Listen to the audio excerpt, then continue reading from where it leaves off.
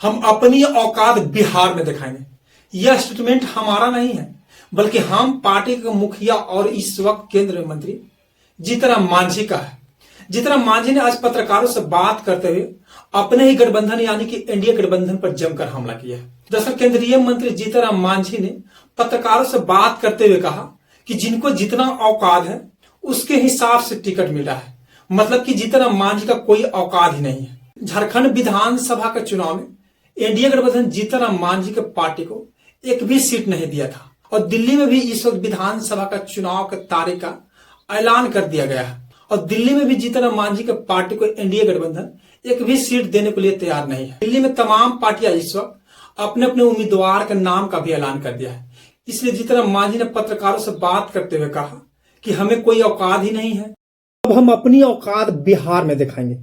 केंद्रीय मंत्री और हम पार्टी के मुखिया जीतन मांझी का स्टेटमेंट है, न कि हमारा है। दरअसल जीतन मांझी पत्रकारों से बात करते हुए इशारों में अपने गठबंधन पर कटाक्ष किए हैं।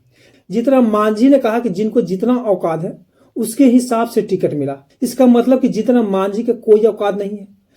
झारखंड में जीतन मांझी के पार्टी को एनडीए गठबंधन झारखंड में हो रहे विधानसभा के चुनाव में एक भी सीट नहीं दिया था और साथ ही साथ इस वक्त दिल्ली में विधानसभा का चुनाव, दिल्ली में इलेक्शन कमीशन के द्वारा तारीख का ऐलान भी कर दिया गया चुनाव का। सभी राजनीतिक पार्टियां दिल्ली में अपना अपना उम्मीदवार के नाम के ऐलान भी कर दिया है।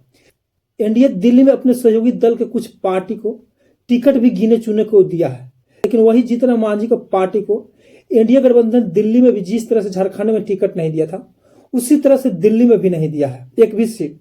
इसलिए जीतन मांझी इस वक्त काफी क्रोधित नजर आ रहे हैं एनडीए गठबंधन पर।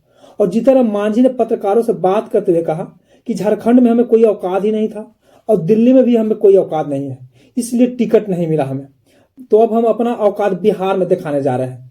दिल्ली और झारखंड में जिस तरह से हमें धोखा दिया गया है वैसे धोखा हम यहाँ नहीं सहेंगे। आगे उन्होंने कहा कि हम भुइयां मूसर सम्मेलन करने जा रहे हैं।